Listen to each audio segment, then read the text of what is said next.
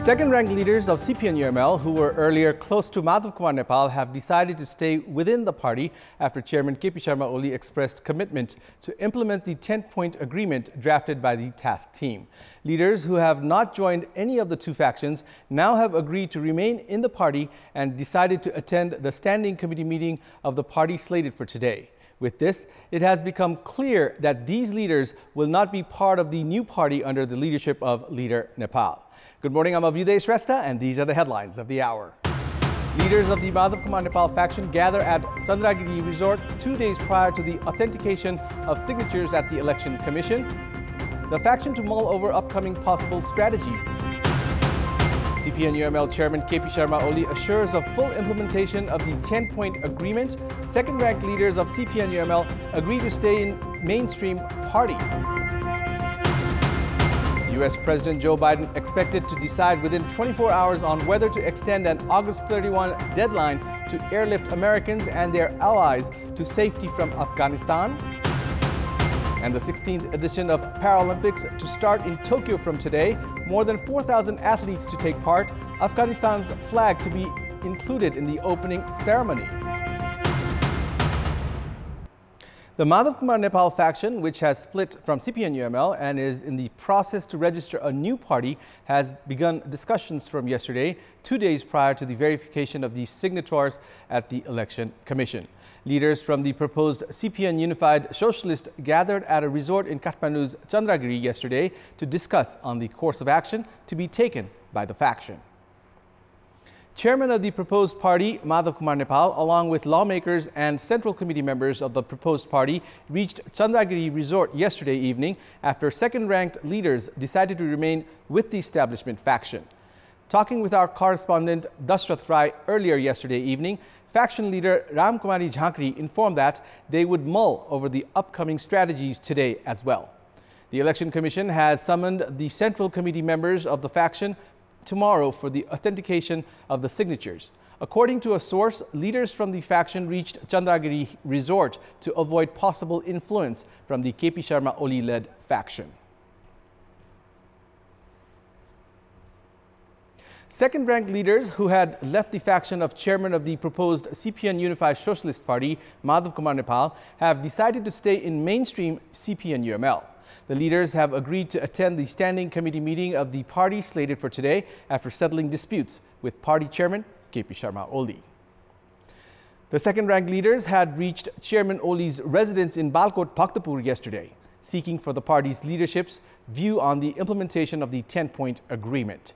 According to leader Yogesh Bhattrai, Chairman Oli assured of the full implementation of the 10-point agreement and agreed to settle the ongoing disputes within the party. Meanwhile, the party has summoned the standing committee meeting for today, in which critics of Chairman Oli have also agreed to participate. A proposal of taking the party's status quo before May 2018 will be tabled at today's meeting. A working team comprised of Vice Chairman Bhim Rao, General Secretary Ishwar Pokhrel, and Deputy General Secretary Bishnu Paudel has been formed to prepare a draft in this regard. The establishment faction has considered the decision of the second-ranked leaders to remain in the party as an achievement to strengthen the party, while the faction led by Madhav Kumar Nepal has formally quit the party. A report by the Office of the Auditor General has pointed out that almost all of the national pride projects have been mired in uncertainty, and the overall costs have gone up by more than 400 billion rupees. In the Nepalese fiscal year 2066-67, the postal highway was estimated to require an investment of around 20.5 billion rupees. However, the project could not come to life as expected. The government had estimated the 1,789-kilometer road would be blacktopped and 219 bridges would be constructed by the fiscal year 2074-75. However, more than half of the project works are yet to be completed, while 75% of the budget has already been released. The project is now estimated to cost an additional 65.2 billion rupees. The story is similar for the Pushpalal Midhill Highway. The project, which commenced 14 years back, was expected to complete 4 years ago at a cost of 14.38 billion rupees. However, even after spending 46 billion rupees, more than 50% of the project works have yet to complete. The government has allocated 24 projects as national pride projects. However, apart from the Upper Tamakoshi project, none of the projects have completed. The Babai irrigation project that commenced 33 years back has yet to be completed.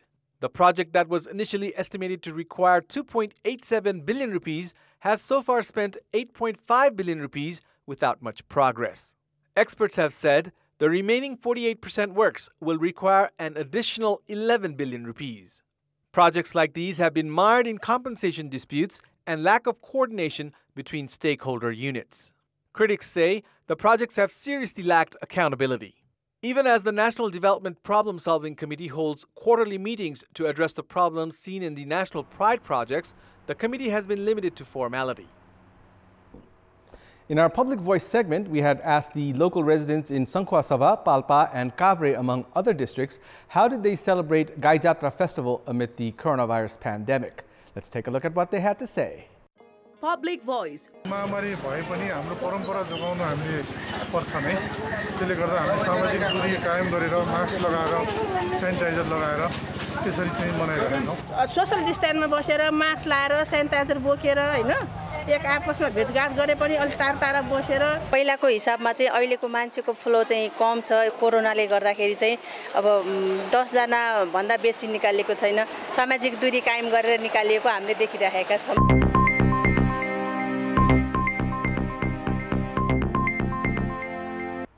And it's time now for our segment Public Pulse, where you text us with your opinion. Public Pulse. And here's the question. Who is responsible for the delay in the construction of large development projects? Your options are A, political leadership, B, contractors, and C, bureaucratic mechanism. The voting is on. Type NEWS, select your option A, B, or C, and send it to 34001 to share your opinion with us. That's all for the moment. Thank you for watching. Have a good day.